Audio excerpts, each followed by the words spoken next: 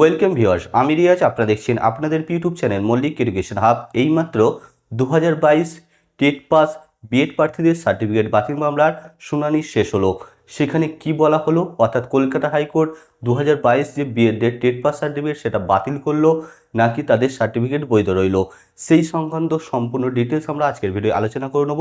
তার আগে বলে রাখি, যারা আমার চ্যানেলে নতুন আসছেন তাদেরকে অবশ্যই বলবো সাবস্ক্রাইব বাটনে ক্লিক করে সাবস্ক্রাইব করে নেবেন এবং পাশে থাকা বেল আইকনটি অন করে অল অপশনে ক্লিক করে নেবেন এই ধরনের নতুন নতুন আপডেট সবার আগে পাওয়ার জন্য।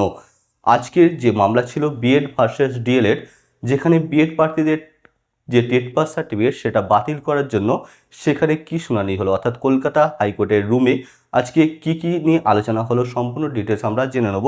তার আগে আমরা বলে রাখি যে 2022 যে টেট হয়েছিল সেখানে এনসিটি যে গ্যাজেট 2018 সেই অনুযায়ী regular BEd, regular DElEd, NIS DElEd, special education এবং যে বিপিএড সকলেই পূর্ণমর্যাদা বা সমমর্যাদার সাথে 2022 টেটে অংশগ্রহণ করেছিল।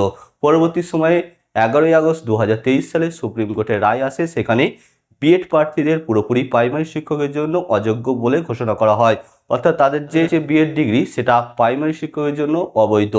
পরবর্তী সময়ে সেপ্টেম্বর মাসে রায় আসে এনআইএস ডিএলএডরাও প্রাইমারি শিক্ষকের জন্য অযোগ্য।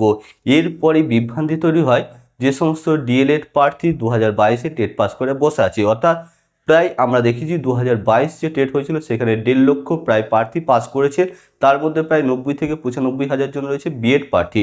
অর্থাৎ তারা যদি পরবর্তী সময় ডিএলএড করে আবার তাদের যে প্রাইমারি টিচার্স রিক্রুটমেন্ট সেখানে ইন্টারভিউ পক্ষে তারা যদি অংশগ্রহণ করতে চায়, সেই জন্য এই কেস তারা যাতে কোনোভাবে করতে না পারে, অর্থাৎ প্রাইমারি টিচার্স রিক্রুটমেন্টে তারা কোনোভাবে আর ডিএলএড ডিগ্রি করে অংশগ্রহণ করতে না পারে, তাই জন্য ডিএলএড প্রার্থীর পক্ষ থেকে একটি কলকাতা হাইকোর্টে মামলা করা হয় ডিএলএড অ্যাসোসিয়েশন পক্ষ থেকে, 2022 টেট ডিএলএড অ্যাসোসিয়েশনের পক্ষ থেকে, যেখানে তারা 4 জন বিচারপতি নিয়ে এই কেস হচ্ছে।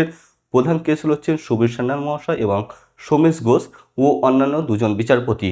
অপরদিকে বিএডদের পক্ষ থেকে এই মামলার 2টি ক্যান ফাইল করা হয়। একটি হচ্ছে একজন প্রার্থী যখন যে টেট 2022 টেটে ফর্ম ফিল আপ করেছিল তখন তার ডিএলএড কমপ্লিট হয়নি, বিএড দিয়ে ফর্ম ফিল আপ করেছিল।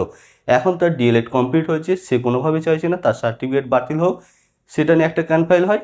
আর বিএডদের পক্ষ থেকে, বিএড ঐক্যমঞ্চের পক্ষ থেকে আরেকটি ক্যান ফাইল করা হয়, যেখানে বলা হচ্ছে যে তারা ইতিমধ্যেই 2 বছরের যে ডিএলএড কোর্স সেখানে ভর্তি হয়ে গেছে, তারা 23-25 ডিএলএড করছে, তাদের 1 বছর ডিএলএড অলরেডি কমপ্লিট হয়ে গেছে, তাই তাদের সার্টিফিকেট যাতে কোনোভাবে বাতিল করা না হয় সেই নিয়ে এই ক্যান ফাইল হয় এবং তারা ফিরদৌস শামীমের নেতৃত্বে এই লড়াই লড়ছেন।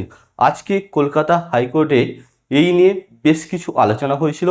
প্রথমেই যে বিচারপতি তিনি জানতে চান যে বিএডদের যে সার্টিফিকেট সেটা বাতিল করতে চাইছেন কেন। তারপর যে মামলাকারীদের আইনজীবী সেটা বিচারপতিকে বুঝিয়ে বলে। তারপর বিচারপতি ডিএলএডদের মামলাকারী তাদেরকে রায় দেওয়া হয়, তাদেরকে এবং 3 সপ্তাহ সময় দেওয়া হয়, যে তাদেরকে বলা হয় যে তাদের বিএডদের নিয়ে কী অভিযোগ আছে সেটা লিখিত আকারে হলফনামা হিসেবে জমা দিতে বলা হয়েছে 3 সপ্তাহের মধ্যে।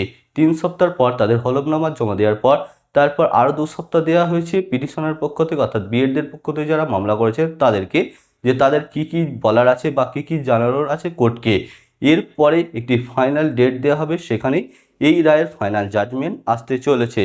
এই ছিল আজকের ভিডিওর মেন আপডেট, অর্থাৎ আজকে যে শুনানি হলো সেখানে ফাইনাল জাজমেন্ট আসেনি এবং কার পাল্লা ভারী কার পাল্লা হালকা সেটা নিয়ে আমি আলোচনা করছি না, কারণ যদি ডিএলএডদের পক্ষে বলি তাহলে বিএড বন্ধুরা রাগ করবে, আবার বিএডদের পক্ষে বললে ডিএলএড বন্ধুরা রাগ করবে, তাই এটা পুরো বিষয়টা নির্ভর করবে হাইকোর্টের রায় অনুযায়ী।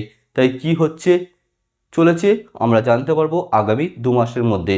আশা করছি 2 মাসের মধ্যে এই রায়ের ফাইনাল জাজমেন্ট আসতে চলেছে। ভিডিওটি শেষ পর্যন্ত দেখার জন্য অসংখ্য ধন্যবাদ। ভিডিওটি ভালো লাগলে অবশ্যই একটি লাইক করবেন এবং বন্ধুদের সাথে শেয়ার করে তাদেরকেও এই গুরুত্বপূর্ণ বিষয়টি জানানোর চেষ্টা করবেন। ভিডিওটি শেষ পর্যন্ত দেখার জন্য অসংখ্য ধন্যবাদ। Thanks for watching.